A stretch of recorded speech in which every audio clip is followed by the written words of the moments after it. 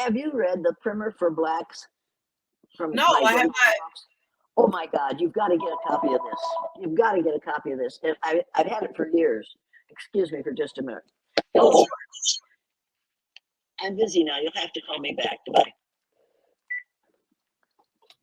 This, she gave this to me I think in 1991. I was at I did a workshop, yeah, 1991, and she was taking, she was giving out autographs and that kind of thing, and she Yeah. gave this to me, and you've got to read the stuff in this book. It is just absolutely fantastic. I'm sure you've read Gwendolyn Brooks stuff. Yes. Oh, So she gave that to you?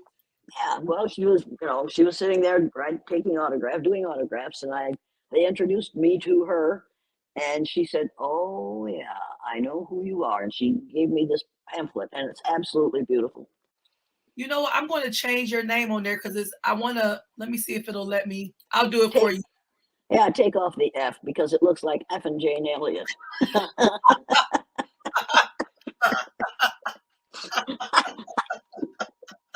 That is a typographical error, believe me. So tell me, have you been doing speaking engagements or anything, or have you just been kind of relaxing and kicking back? Well, you see, my name is on the list of banned authors and banned books. The people Oh, who are not, oh yeah, Jane Elliott is on that list. And people have called me and said, "Do you know that your name is that you're banned?" And I said, "Well, I didn't know that I was, but I haven't been getting many jobs, so I suspected that I was." I'm oh, one of those. Yeah, see, the evangelical Christians and the racists in this country don't like what I say, so they mm, don't want me to talk to students and educators. So mm. they have, and I know that's what's going on, and that's fine. You see, I'm in really good company. Mark Twain, Yeah. uh, all the people on that list of that banned book list are fabulous authors and brilliant people, and Jane Elliott. Wow, I did not know that. And I knew that there was a big push and petition for banning books Yeah. associated with the CRT movement and I guess rebellion. So wow, I did not realize that you were a part of that. Well, because I am a part of that. I have been rebelling ever since I found out how ignorant racism is. And Okay. I believe in CRT, but for me, CRT means curriculum respecting truth. Okay. Okay. It, Explain that to I, me. curriculum, what we teach in the school, Yeah. respecting and acknowledging the truth instead of teaching the lie. Yeah. But when you call it critical race theory, then everybody gets upset because of the word race. And we Yeah. white folks don't have to talk about race anymore. Yes, we do, because we have to know that we are white folks. This isn't white skin. You can see the color of my hair and the color of my shirt. They're both white. This Yeah. skin is not white, and your skin is not black. You are a brown person, just like I'm a brown person, but your ancestors didn't move as far from the equator as early as mine did. But both of us have in our DNA, a portion of our DNA is comes from a country in Africa because we're all members of the same race. Now it's time to get over this nonsense. It's time to stop calling people black and white. People don't come in those colors. Cats and dogs and chickens and pigs and horses come in, and zebras come in black and white. Yeah. People come in shades of brown. And anybody who doesn't believe that need to get the National Geographic magazine for April of 2018. And just if you do nothing but look at the pictures. Now, the first time anybody sees this, they say, "Oh, look at there, black and white." Well, yes, biracial children. These children have the same parents. Yeah. They are not black and white, and they are not biracial unless one of those parents came from outer space. And I don't think either of them did. I think they both came from Mother Earth. So Yeah. here we are with these two girls, twin sisters, mind you. So don't tell me that they are multiracial. They aren't. Instead of saying multiracial, we need to start calling them mosaic. A mosaic is an art form that is new and beautiful and unique and made of many different elements. And Yeah. that's what those twin girls are, and that's what you and I are. We are mosaic. You, may or may not be white in your DNA, but there is absolutely black in mine. That's a fact. And you can argue with it until hell freezes over and you skate across the ice, but it's a fact. That's the way it is. You and I are 30th to 50th cousins. Get over it. Just get over it. Do you think that's the part of what people are infuriated about because they don't want to have that connection? Is that, I mean, because I guess I just try to understand what the depths and the roots of how someone is so upset and so triggered by the talk of colors on a human being's body. Because we have had this idea in our heads for about 470 years. Before that, there was no idea of separate races. But when the Spanish Inquisition, when Torquemada and company were running around killing people in order to turn them into Catholics, they discovered that they had killed a bunch of people who called themselves Christians. And then they realized that you couldn't tell what a person's religion was by looking at them. So they had to find a way to determine who deserved to die. So they set upon skin color. And they didn't know any better, so they called some people, the people who were good, white, and the people who were bad, black. White in the dictionary is the color of purity and goodness. What bullshit. And black in the dictionary is the color of savagery and evil. Now, if you send a little third grader to the dictionary to look up white and to look up black, that's what he's going to learn. It was a mistake then, and it's a mistake now. You aren't black, and I'm not white. We are both shades of brown. And when you get that National Geographic magazine, you will see pictures of probably 100 people, all of them different shades of brown. And under each of them, there's a word Pantone. That's because they took their color off the Pantone color line. There's a Pantone color wheel, and you put it on the wall, and you have each of the students or each of your relatives or each of your parents or whoever go up to the color wheel, put their palm against it, and run their hand around it until they find a color that matches the skin on the back of their hand. Then you go to the thesaurus and look up synonyms for brown. And one of those colors will be under synonyms for brown. Then you find the one that you think is your color, take it to the dictionary and look up the meaning of that word in the dictionary. And then you use that for your color from now on. A couple of young melanaceous people called me several years ago and said, Miss Elliott, from now on, when we have to fill in a form that says race, we're going to put human. I said, that's great. What are you going to put if it asks for the color of your skin? One of them said, I'm going to put mocha. The other one said, I'm going to put chocolate. Mocha and chocolate are skin colors. Make no mistake about that.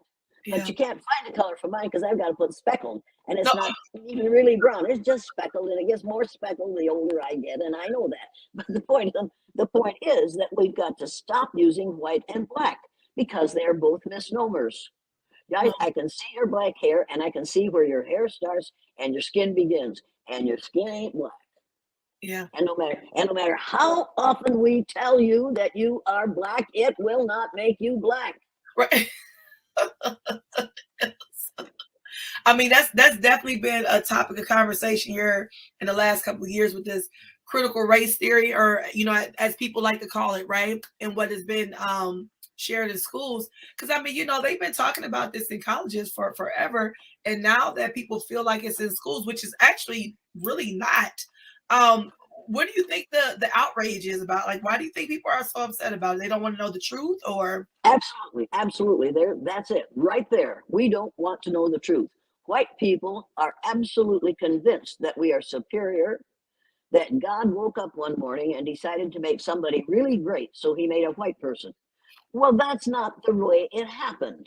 And we need to realize that's not the way it happened. We melanemic people base our self-image on the color of our skin. Now, we are perfectly happy to do that until somebody like me comes along and says, well, we've got the colored people over here and we've got the colorless people over here. And then white folks get, you don't call us colorless. Well, wait a minute, fool. If that one's colored and you don't look like that, you don't have as much color as they have, you must be colorless. If you don't want to be called colorless, don't call them colored. Well, you don't understand what we're saying. Wait a minute. I understand exactly what you're saying. You're saying that the color of your skin is so precious to you, especially you blonde women.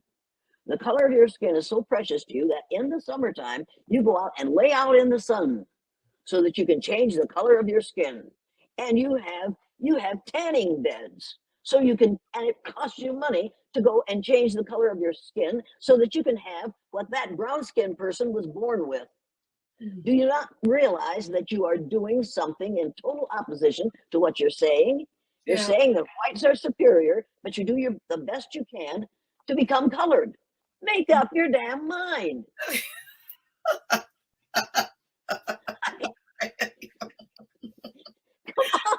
It's just the whole thing is so ridiculous. Yeah. And I know it's ridiculous because my sister, my blonde, pale blue eyed, brilliant sister, would go out in the summertime and come in after half an hour in the sun, this beautiful golden tan. And I used to think, oh, I'm going to do that. So I, with my dark hair and my dark blue eyes, would go out and lie out in the sun and come in with burned. But I Yeah. was red. I'd come in red and then I'd get blistered. And Jean can do it. Why can't I? And I didn't understand that we were different. She was more Northern European, and I was more African. Mm. That's the way it is. She's more African, and I'm more Northern European. She looked like a Norwegian. Oh, okay. Yeah. I looked like a throwback. I don't know. And my mother tried to throw me back, and it just wouldn't work. I wouldn't die. There was nothing she could do about it. So I just became, from birth, I was seen as the other. I have been the other since the day I was born, Yeah. because I was born the wrong hair color, the wrong eye color, and the wrong disposition. Now, I didn't form my disposition until I got treated like the other. And then I got really nasty and really belligerent and really negative because I was the other. I know how it feels to be the other. I don't appreciate it, but I can use it.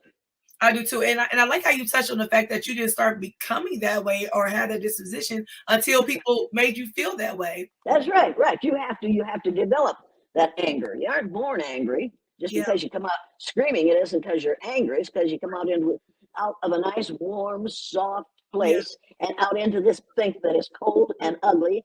And the first thing you get is slapped on the butt. So Yes. every kid ought to be just furious. Yeah. And if you're a black child in a hospital, being delivered in a hospital in the United States of America, you might not get slapped on the butt, and you might not survive the delivery room. You No, know it's very that, and true. I know that. No, it's very true. I mean, I've done a lot of research on that. And, I deal with a lot of people who are doulas and midwives, and they talk about the numbers and the data all the time. I mean, it's a real thing. And that's the thing that's so interesting about all these different kind of conversations is that this is not, because I'm not a color, like I don't get into the whole color thing all the time, right? I'm not going to talk about it all the time.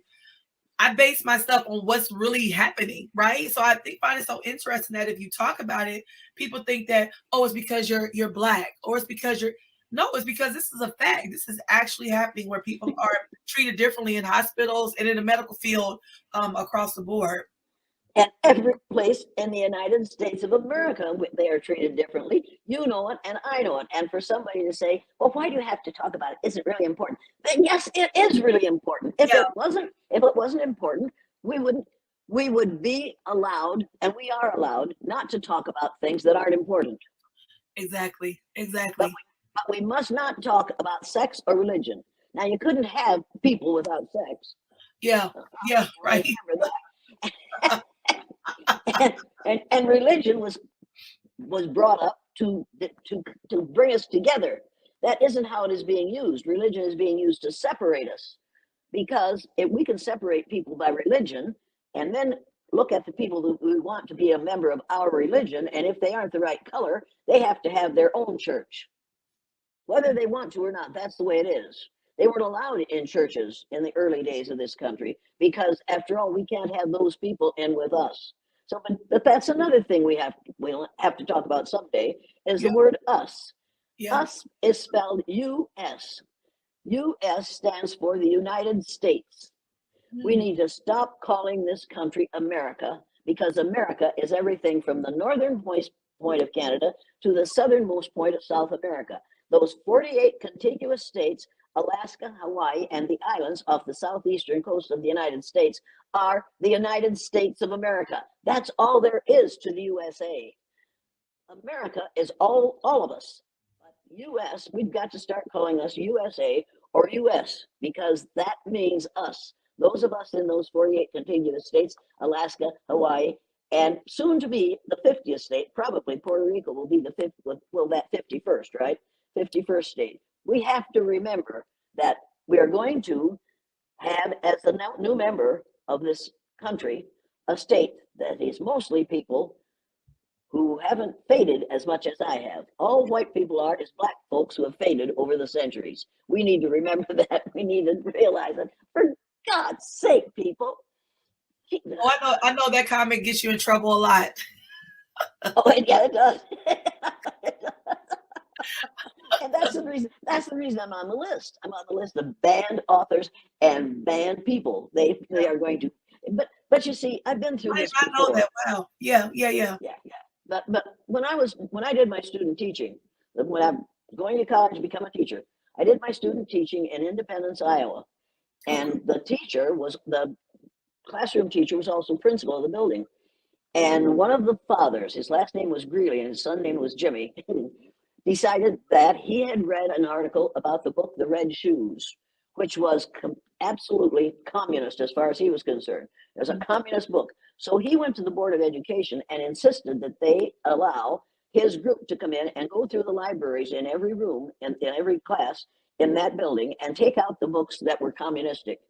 Wow. Mrs. Grant was the principal, and she said, okay, fine, bring them in. So they came in and they went through all the books and they made a pile of those that they figured were communistic and put them on the shelf and on the table. And she said, all right, thank you for coming in. And she ushered them out the door. And then after they left, she put the books back on the shelf and went back to teaching.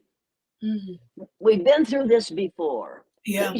These young people in the Proud Boys and the KKK and QAnon and the Oath Keepers and the 3%ers think that they've come up with something new. Look at this hair. Look at these wrinkles. I've been where they're going. I've been through this before. In those days, it was communism. Now, it's teaching the truth. We cannot afford, white people can't afford to have children learn the truth. And the critical race theory is not about an attempt to make young people, white people, feel shame. I was just about to ask you that, because that's the dialogue. Yeah. No, that's not what it's about. And if it's taught that way, then it's the teachers who are making mistakes, not the authors and not the students. This isn't about feeling shame for what went on in the past. It is about making people recognize what we did in the past. If we recognize that in the present, we will not behave that way in the future. And so our future will be better than our past, but not because we've become more shamed, embarrassed, but because we've become better educated. I'm an educator. I'm not a teacher. Teachers teach facts and figures. Educator, the word educator, you've probably heard me say this a million times because I've said it a million times. The word educator comes from the root dus, which means lead, the prefix e, which means out, the suffix ate, which means the act of, and the suffix or, which means one who does. An educator is one who is engaged in the act of leading people out of ignorance. And that's what curriculum respecting truth will do for students. It will lead them out of ignorance so they will never grow up to be a Dinosaurus T. Rump. Dinosaurus T. Rump. You know, it's I wasn't expecting that. Let me ask you this. Do you think, because this is just something I'm curious about, because of course I don't know him personally, but do you think that he's acting? Do you think that, I mean, I think that some of it is real, but do you think that he does what he feels people want, you know, because he's about being liked and ratings. He wants to be, you know, adored and liked. So do you think that some of it is an act? He doesn't want to be adored and liked. He wants to be seen as powerful. Oh, yeah. And absolutely. And just yesterday, he gave another speech, and in it, he said about his brilliance. Now, my father would say, and he would be right, if he was half as smart as he thinks he is, he'd be twice as smart as he is. Now, he says he's a genius. A genius is about 130 IQ points, 140 IQ points. Half of that would be 70. Yeah. 70 is twice 35. 35 IQ is as low as you can get IQ wise. And I think my father was right. This man, if he was half as smart as he thinks he is, would be twice as smart as he really is. He is all about power and money. And Yeah. he knows how to get power by threatening people and intimidating them and using what money he has to make their lives miserable. But he doesn't know how to keep money because he has declared bankruptcy at least 5 times. Yeah. So he isn't even good at what he says he's good at. And people ought to take a look at that and realize that that 40% of the Republican Party is some morning going to get up and wake up, look at what's been going on, and say, "Oh my God, what have we done?" Because Well, these yeah, people aren't stupid. yeah, because I wonder, even like with the January 6th riot that took place, uh, yeah, what are your thoughts on that? That wasn't a riot. That was a planned insurrection. That Yeah, was a planned attempt to overthrow the government of the United States of America. That was not a riot. Those boys were doing exactly what their leaders told them to do. The QAnon people were there. The Oath Keepers were there. The KKK were there. The Three Percenters were there. These are all, for the most part, males between the ages of 20 and 55, none of whom have had to go through a serious war. None of them have had to go through a serious depression. I know there were people there who were members of the military, but Afghanistan was quite different from Iwo Jima oh yeah, and Berlin.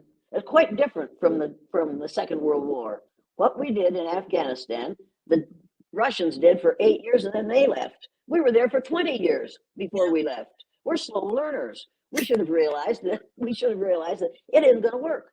Those yeah, brown skinned people in Afghanistan aren't going to listen to us, and they're going to do it their way, whether we like it or not.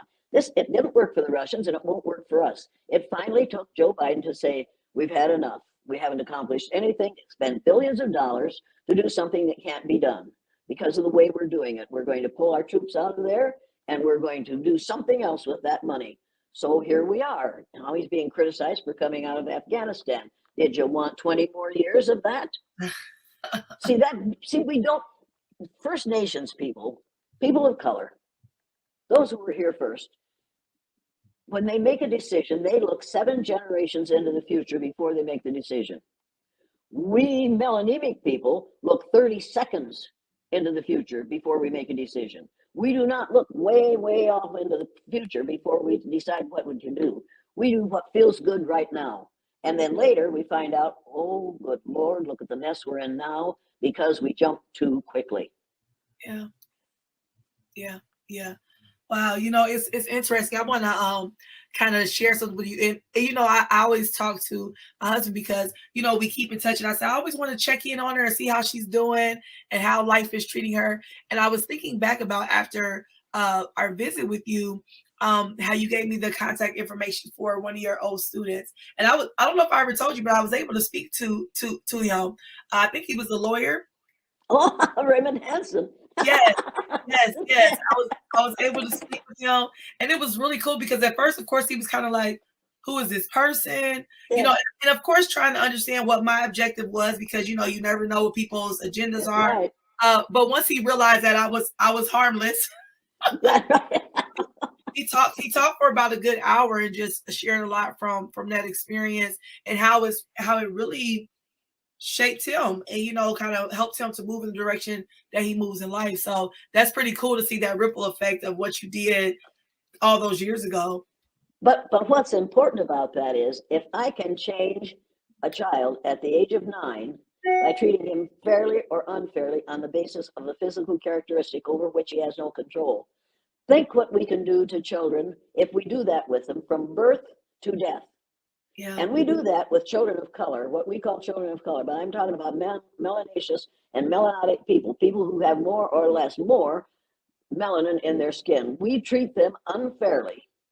And we do it because we have the law on our side. mm, And we have the education that says it's all right to think less and to expect less of these people because they just aren't as civilized as we are. And we say that in every way it's possible to say it in the public, private, and parochial schools in this country, from preschool to graduation.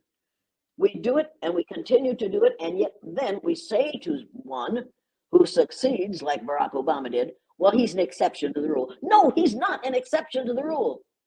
He is what he many people of color should be and would be and are inside themselves, but they don't dare show it because they'll be accused of trying to act white. Yeah, that is a real thing, and I actually have a discussion coming up about that in a couple of days. Actually, talking about that whole idea of, especially people who are considered, like you said, like biracial or mixed colors, the hardships that they have, or even someone my complexion, the hardships you have if you speak with a certain type of proper English, or being in different spaces. It's really interesting how you can feel like, okay, I'm not black enough, or I'm obviously not white, so being in those, finding where to get into those spaces. Listen to this. Okay. Blackness is a title, is a preoccupation, is a commitment blacks are to comprehend, and in which you are to perceive your glory. The conscious shout of all that is white is, it's great to be white. The conscious shout of the slack in black is, it's great to be white. Thus, all that is white has white strength and your strength.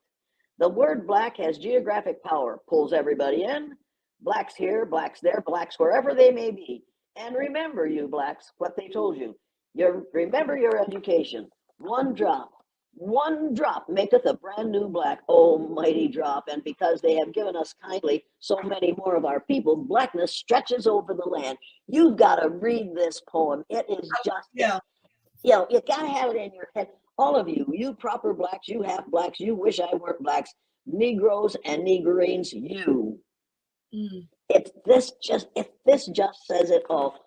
You were here first, you will be here last, because as the hole in the ozone layer gets larger and larger, more and more sunlight will be allowed to get into our environment, will damage the skins of those of us who don't have enough melanin, and we will die of melanoma, which is a skin cancer you get because you don't have enough melanin in your skin. You who look like you are going to be here long after those who look like me are gone. And here's something else you have to remember. Only 15 to 18% of the population of the earth, 15 to 18% is classified as white. Yes. Yeah. We have been in the minority, in the numerical minority, forever. And we will be in an ever smaller numerical minority as time goes on. That's the way it is. Everybody has to get used to it, and everybody has to appreciate the percentage of their DNA that came from a country in Africa. Because you have the power, you have the physical ability, you have the mental stability to persist, and to achieve and to live. Yeah. And we've tried to take that away from you. What you just touched on is one thing that I believe is what other people have heard in regards to, outlasting, outliving. And I think that's where some of that fear comes from, because it's like this fear that we won't exist anymore. Because I know a lot of times some people I spoke to, they talk about that whole, like, but that's not what bothers white people. What bothers white people is we in our churches teach the golden rule, right? Do unto others as you would have others do unto you. Yeah. And now people of color have to say to themselves, white people are saying to themselves, what if those melanaceous and melanotic people think that the way we treat them is the way we want to be treated? If they believe that, we're in big trouble, because they're going to get even with us. I've heard that. Yeah. See, yeah. I don't think you want to get even. I think people of other color groups want to get equitable treatment under the law. Yeah, and just live. I mean, it's like, I think most of you, I don't want to get even with all men. I just want to be treated equally. Yeah. In some ways, I know I'm not treated equally because I'm the one that had to bear the children. Daryl had the fun. He had the fun. Let's do it. Yeah, dear, we'll do that. And who got stuck with bearing the child and having the labor pains? I did. Yeah. I don't want to be a man. I want to be with a man. Yeah. And I didn't realize how much he meant to me until I lost him. Yeah. So, if we could just learn three things. Number one, without blacks, there would be no whites. If we knew that, we could give up racism. Without Jews, there would be no Christians nor Muslims. If we realized that, we could give up anti-Semitism and this Muslim hatred. Without women, there would be no men. Mm. The first modern human being that evolved on this earth was a woman of color. And she reproduced asexually for many years. And then, as a result of a mutation of the genes, the first male was born. So when I'm in an argument with a male, I just think, well, you're a mutant, and I don't have to listen to this nonsense. Now,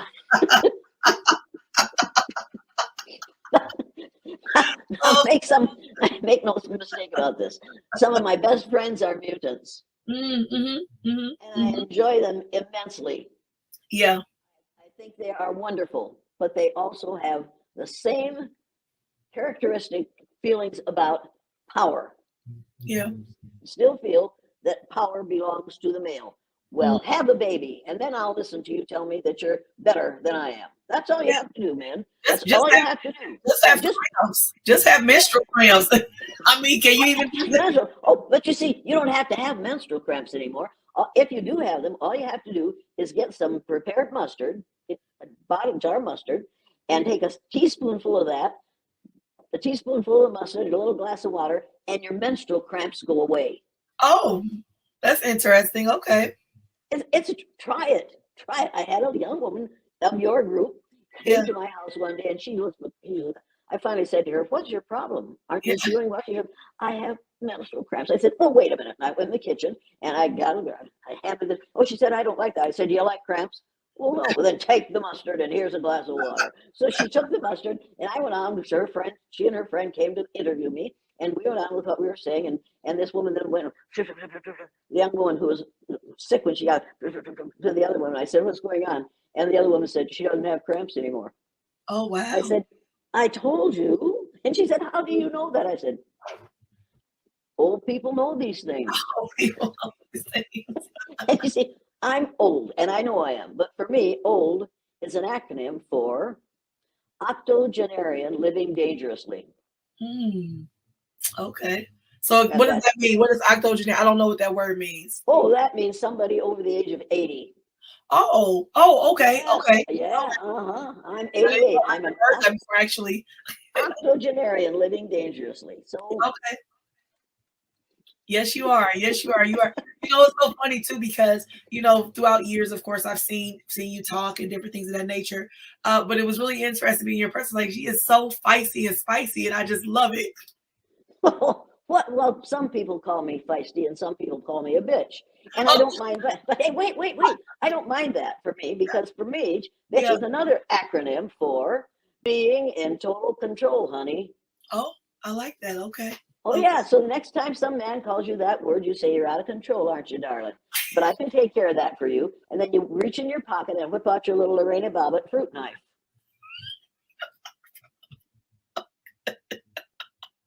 Case closed, mouth closed. You say case closed. Situation solved. Yes. Oh, wow. I know that your grandson is coming. I don't want to keep you long, but I just wanted to kind of get your thoughts and catch up with you a little bit and just see. I mean, it's so much stuff, like I said, with the CRT thing, and people are just really, and then even like the no sexual education teaching in the schools. And I remember learning about sex ed growing up. So I don't know if it's because they've added in with sexual orientation, if that's where the frustration is coming from, or do they feel like schools have too much say in what goes into their children's Wait a minute. lives? Look at it this way. Yeah. Nobody complained over all these years. Nobody has complained that we taught that Columbus discovered America. He wasn't the first person to discover America, and neither was Amerigo Vespucci, the first person to come to America. Nobody complained about that because they didn't know any different. Yeah. But now we know different. Now we know the truth, and now it's time for us to start teaching the truth. And this CRT should be called Curriculum Respecting Truth, and we should be grateful that our young people today are going to come out of school knowing the truth instead of parroting this lie that was made up because we didn't understand what we were talking about. We have had enough time since I was born to have learned the truth about Columbus. We have learned, we have had enough time to realize that these people who were here were not Indians. Columbus had not reached India. That was what he was aiming for. He was going to get to the west by sailing, going to get the east by sailing west. It didn't work for him. He thought he discovered a new land. Thor Heyerdahl said, you can't discover a land where people are already living. They discovered it before you got there. And they did, but they didn't spring up out of the ground as Native Americans say they did. They came from Africa, just like all the rest of us did. So now we're starting to learn the truth. And now the people who are running the show, these old, pale, stale males, do not want to their kids and grandkids to come home from college or even elementary school saying, hey, did you know that the first people on earth were black? They don't want to hear that. Mm-hmm. Their whole self-image depends on believing the lie of the rightness of whiteness. And when you take that away from them, what do they have left? What you have to do is give them something to replace that lie. And what you give them is the truth. We can relate to people of color because we too are people of color. We all came from the same place. Now let's start treating one another as if we are indeed, which we are, 30th to 50th cousins. Because that's what we are. We all came from the same place. Parents have to get used to hearing their kids say, we're all members of the same race, Mom. People, just because you have different colored skin doesn't mean you're a member of a different race. Unless you came from Mars or Jupiter or one of those planets. And I don't think anybody else did. Someday we'll meet the people from those other planets. But they aren't here. They aren't here right now in massive numbers. You need to realize that. And if they are here, they are people who look like me, not people who look like you, because the original settlers on this earth, the original people on this earth, looked like you. Brown-skinned women, period. And without them, we would have no people. We have to realize that. We have to realize what our beginnings were and appreciate and accept and enjoy. Take joy in the fact that we're all members of the same race. So then we can give up all this nonsense. Then we can find another way to dislike you, probably because of your glasses. Your glasses are the reason I'm going to dislike you now. But you see, that is ridiculous. But you can change your glasses. You can't change your skin color. Exactly. Yeah. That's what we need to be a real. That's what we need. You can change your religion, but you can't change your skin color. Yeah. We have to realize that the first people on this earth looked like you. They didn't look like me. They looked like you. And we ought to start to teach that to our children. And here's something else I want everybody to do. Christmas is coming. It's just over and it's coming again. It's coming around again. Of course, Jesus was born in August, but we celebrate his birth in December because that's bad weather. So we need something to take our mind off being cold in the northern climes. So this Christmas, when you go downtown and see the creche with the little baby Jesus and the Blessed Virgin and the whole bit, take with you a black doll. And take the Pillsbury Doughboy doll out of the manger and put in the black doll. Because Jesus wasn't white. And he didn't have curly blonde hair and blue eyes. So it's time for us to deal with that reality. Let's hit them with that first and watch and see what happens. Somebody should do that and put a camera where they can take pictures of the people who come to see the baby Jesus. Yeah. I just, I think about, you've been doing this a long time. I mean, how many decades? 54 years. Okay. So, and I think about 54 years ago that you've been doing it. Just I don't want to say loneliness, but just like isolation that it could come with. Yeah. Yeah. And you have to kind of make a choice, right? That this is the road I'm traveling. I think I had no choice. Okay. After Martin Luther King Jr. was killed, I had taught my students about Martin Luther King Jr. And he was one of our heroes of the month in February, and he was dead in April. And I couldn't have dared to go into my classroom and just ignore that day or say what one of my peers said. I thought it was about time they shot that son of a bitch. Oh, she said that. Yeah, she said that in front of a bunch of teachers, and none of the teachers complained. I couldn't go into my classroom that day and do what they were doing. If I'm going to be an educator, I have to lead people out of ignorance. and the ignorance of anyone rejoicing over the killing of a man who was only trying to make things better for all of us, who believed in hope. And for me, hope is another acronym for holding on to positive energy. And that's what he did. He held on to positive energy till the very last minute of his life. So I couldn't go into my classroom and lie to my students. I had to tell my students the truth. And that's what I did. And I will be condemned for that for the rest of my life, which says to me, yes, curriculum regarding respecting truth could take us out of this mess. Yeah. My former you talked to Raymond Hansen. You know that my former third graders have a different take on race and racism than the rest of the kids in the school did. And they attack teachers. And my former students, when they go up into the junior and senior high school, and a teacher would make a racist remark, one of my former students would stand up and say, if you're going to say that, I'm going to go out in the hall until you quit, because we don't do those things in this school. Well, and she, when she went down to other teachers, and unfortunately, my sister was one of the ones that she complained to, and she said, and she had used the N-word. And one of the kids stood up and said, we don't use that word in this school. And if you're going to use it, I'm going to go out in the hall until you stop. And she said to my sister, what would you do? And my sister said, well, I believe I'd stop using the N-word. That made sense to my sister. It didn't make sense to that other teacher. She thought she had the right to say whatever after all, it was good enough for my father. It wasn't good enough for our fathers. It was the wrong thing for our fathers. And I didn't realize how wrong it was until my father, at the age of about 59, watched the film. The first film that was made in my classroom was made by the Canadian Broadcasting Corporation. I took a copy of it up and showed it to my father and my mother. And when it was done, my father stood up, 59 years old, had raised 6 kids, lost one, and took his red handkerchief out of the back pocket of his blue bib overalls, blew his nose, wiped his eyes, and said, I wish somebody had taught me that when I was 9 years old. Now, if every third grade teacher would teach their students in a way that they can't forget it, that we are all members of the same race, and we have the right to treat people with respect, and if we don't, we will be held responsible for the fact that we don't. If we'd start teaching the 3 R's of rights, respect, and responsibility, instead of the 3 R's of reading, writing, and arithmetic, and only one of those words begins with R. Reading begins with R, writing begins with W, and arithmetic begins with A. So that ain't the 3 R's.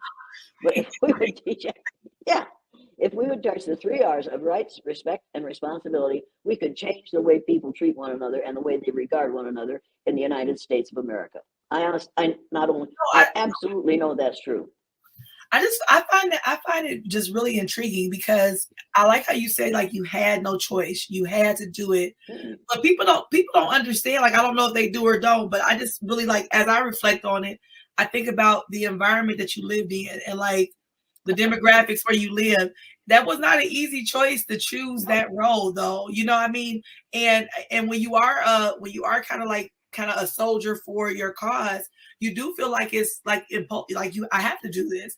But it wasn't easy. It wasn't like you had all this support from your peers. Even family, I'm sure, was like, what are you doing? After my father died, my mother kicked me out of the family. Oh, wow. Yeah, and I was and we were a very close family with my brothers and sisters. But after my father died, my mother said, don't come over here anymore. Nobody's comfortable when you're around. You have ruined our reputation in this community with that eye color thing. And I said, well, Mom, there's only 1,000 people in that community. It can't be too bad. She didn't laugh. I thought it was funny, but she didn't find it amusing. So I didn't see my mother to talk to her from the time my father died, the year after my father died, 1992, until she died in, I think, 2008. Oh, wow. Yeah. And hey, oh, wow. And you want to remember that wow, turn it upside down, it spells mom. That's pretty scary, isn't it? And I missed her for about 30 minutes. Yeah. After she put me out of the family. And then I didn't miss her anymore because I realized that I had been being misled for a whole lot of years. And then I didn't have to listen anymore. It was really quite a kind thing that she did. Yeah. And liberating, right?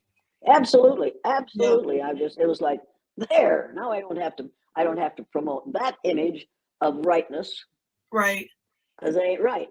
Well, and that's the thing that's so deep about it is that people do make you feel like you are compelled to be connected to these people based Yeah. on bloodline and, you know, whatever their title is in your life. But truly, I mean, you don't have to be because, you know, we are not aligned in such a like, you know, different way when it's harmful to other people, you know, we're allowed to Well, walk. if you've got a sick chicken, you kill it. Yeah. It's just I'm true. sorry. Which I'm is sorry. true. No. If you've got a horse that you can't train, you trade it off. Yeah. Yeah. If you've got a child that won't behave, you are strict enough to see to it that he will, period. Here is what is expected of you, and you will do this until you are out of my clutches. And Yeah. he'll go along until he's out of your clutches. Well, I went along until I got out, until my mother threw me out of her clutches, and then things got a whole lot easier in every way. In Yeah. every way. It's too bad I had to wait that long. Oh, yeah. Yeah. No, Yeah, it really is. no, I'm sure it was liberating. I mean, I understand that in regards to my mother, but just people in my life where it's like you do feel like you have to kind of toe this line, and once it's severed, it's actually quite liberating. Yeah, some freedom with that.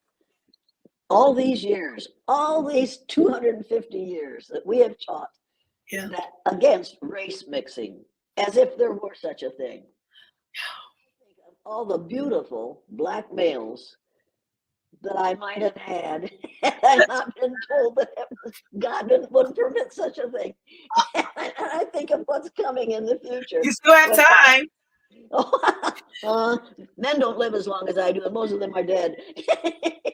Anyway, but that's the problem with this whole thing. We separate ourselves, and Yeah, so we lose relationships. We lose experiences. We yeah, lose things that we could have had that would have broadened our lives, broadened our views, broadened our friendships. It's absolutely insane. yeah, But if you've been fed the same thing, if you feed somebody, if you feed a horse nothing but sugar for years, you're going to lose him. But he's going to be happy, but he's going to be dead.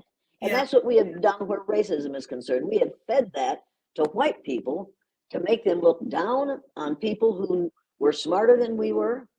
They make more money than we do. They know more than we do. They are in many ways more humane than we are because they know how to treat other people.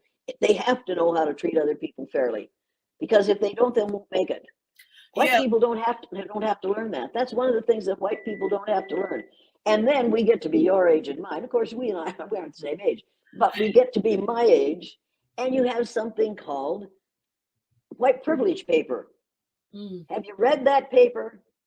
no, Get the white privilege paper, and then you'll see where a whole lot of this nonsense now is coming from. A woman named Peggy McIntosh, okay, college professor, wrote a list of privileges that she has because of her race. Now, she wrote this in 1987, and evidently she didn't know at that time that there's only one race. So on this paper, she says, I can stand up in a group and state my opinion without having my opinion judged on the basis of my race. I can apply for a job and get it and not be turned down because of my race. She has, the first one she wrote, there are probably 25 of those, most of them with the word race in it. This is in 1987. She should have known by then that yeah, there was only one race. If she had said because of the color of my skin, then people wouldn't have paid any attention to it. But if you are a member of the superior race, and she is white, obviously what you're saying makes sense. I know she wants people to read that and realize how ridiculous it is. If she wanted people to read it and realize how ridiculous this situation is, she would have called it unearned advantages enjoyed by people with little melanin. Because that's what it is. yeah, yeah, But you need to get Peggy McIntosh's list of white privileges, and then the next time somebody says to you, some melanated person says to you, "Well, I have this privilege because of my race," you can say, "Wait a damn minute! What you're calling privilege is not privilege. It's an unearned advantage that you have because of a lie that we have been telling in this country and all over the world for the last 470 years. That's what you have. Unearned advantages based on a physical characteristic over which you have no control." yeah, yeah. And it's interesting. It's interesting when you pointed out that it's a lie that's been told to white people and taught. It's also been taught to us, right? To where Absolutely. some of us really receive this and believe that we are inferior or, less than based on these indoctrinations that's taking place within our lives as well. And we know about expectations. We know that kids will live up to or down to our expectations of them. We know that. There's no doubt about that. So Yeah. if you have lowered your expectations for a whole group of people based on your ignorance about the color of their skin, it isn't based on the color of their skin, it's based on your ignorance about the color of their skin. If you have reiterated that over and over and over from the time the kid is born Yeah. till the time the kid dies and can't be buried in this cemetery because he isn't the right color, and there are cemeteries all over the United States that will not allow black people to be buried in them because they aren't the right color. Well, and that's the thing is that people that's the part that gets me kind of worked up, is because people truly don't believe that this stuff is still happening. I was speaking to someone the other day and I talked about how lynching still takes place, how we just literally got a law passed, what was that, a month ago, in 2022. And I said, this stuff is still happening, and they just really don't believe that this kind of stuff still takes place. No, because they don't do it, so nobody else does either. Right. The fact that they tell you that you're wrong about that means that they are denying your reality. In my my experience, yes. And they have a right to deny your reality and the worth of your experience. And they are, in effect, accusing you of lying about what's happening, or you just took it wrong. You just took it wrong. Yes. By the gods of war, you can't take it wrong. When I was doing a speech in Texas, in a university in Texas, making my remarks. And this woman, this pale-faced woman, stood up and said, "Mrs. Elliott, I just looked for the person's heart." And I thought, "You silly bitch." And I said, "Wait a minute." But I didn't say that. I just thought it. Right. I have the right to think that. Yeah. And I said, "Look, can you see my heart from where you're standing?" Well, no. Well, if you could see my heart, you would see that it is many different. My insides are very, very different in color. Yeah. But if you can see my heart from where you're standing, you should go down to the local hospital, volunteer to be their x-ray machine. You can save them many, many dollars. She said, "You don't understand what I'm saying." I said, "I understand exactly what you're saying. In order for you to relate to me, you have to deny the largest organ on my body, which is my skin." Yeah. That is unreal. She said, "That's not what I meant." She said, "You don't understand." I said, "I do." She said, "I don't have to put up with this." I said, "You're right, you don't." She stormed out of the building. She's one of the instructors. These kids looked at me like, "Oh, what have you done?" I said, "Look, people, she just exercised a freedom that you students of color don't have." When some teacher makes a racist statement in your classroom, you don't dare stand up and say, "What you just said is racist." You have to sit there and take it and smile if you want to get a good grade. She doesn't have to take it and smile. She can storm out of here. She doesn't have to learn. You folks have to learn. You have to learn how to learn to be accepted by somebody like that, who can't see you unless she looks at your heart. I asked her, "Did you ever dress a chicken?" I think she thought I meant, "Did you ever put clothes on a chicken?" I didn't. I said, "Did you ever cut a chicken apart and get it ready to eat?" "No." "Well, if you did, you'd know that our insides are very, very colorful." "Well, I don't have to put up with this." Out she went. Well, any student who behaved the way she did in her classroom would be kicked out of school. Yeah. You know, so do I. But it's all right to discriminate against people of one group, but not to tell the truth to everybody. Yeah. It's definitely an interesting time that we're in, for sure. It's very interesting. I look back and I read stuff and I hear conversations, and it's just the denial. And I like what you said about how the dismissing of my experience. And even if I always like to tell how, like, if I talk about a restaurant that I go to, say for instance, everybody loves this restaurant. I go to it, and I'm treated a little different. So I'll go back because I said maybe they're having a bad day, maybe whatever, I tried a couple of times, and once I realized that it's a consistent, pattern there, I'm like, oh, they don't want my business here, and I'm okay with that. But if I share with other people, hey, this is how I was treated there. Oh no, I've never been treated that way. Or they're so nice to me when I'm there, and I'm like, well, yeah.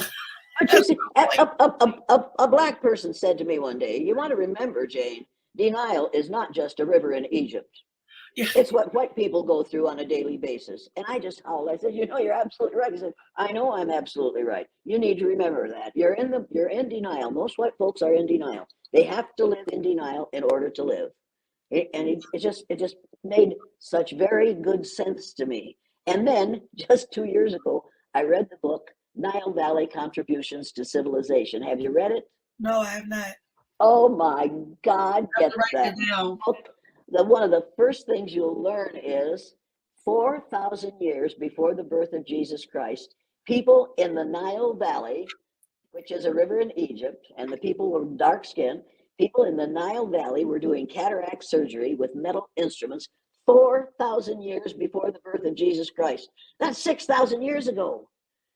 And we're doing it now and think we've accomplished something wonderful. They were doing it 6,000 years ago. For all these years in this country and worldwide, since for the last 470 years, we have been devaluing people because of our ignorance about skin color. Do you have any idea how many brilliant people have been allowed to live and die without us ever taking advantage of, or having the advantage of, or recognizing the advantage of their brilliance?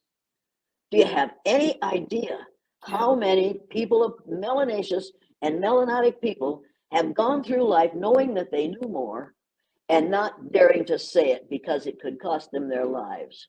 Or not getting the credit for it, right? I mean, we know many inventions that come out now that people tell, oh, well, this was actually invented by, a black person, and this was stolen, and they took credit for it. And I mean, just and that's the part, is that I'm not really into like generalizations, right? So I try to deal with people accordingly, but I also understand structures, right? And like indoctrinated mindsets. But it's so interesting because is so many people that don't understand the value that people have brought to this world. Right. Even when they people call us savages, or said that people were savages, and it's like, I mean, we were teaching math, sciences, Right. I mean, how to Right. build, I mean, just so much stuff. The last day before yesterday, I was walking with a melanaceous woman, and I said, well, it's time to get over this. Abraham Lincoln was a Melungeon. She said, what's a Melungeon?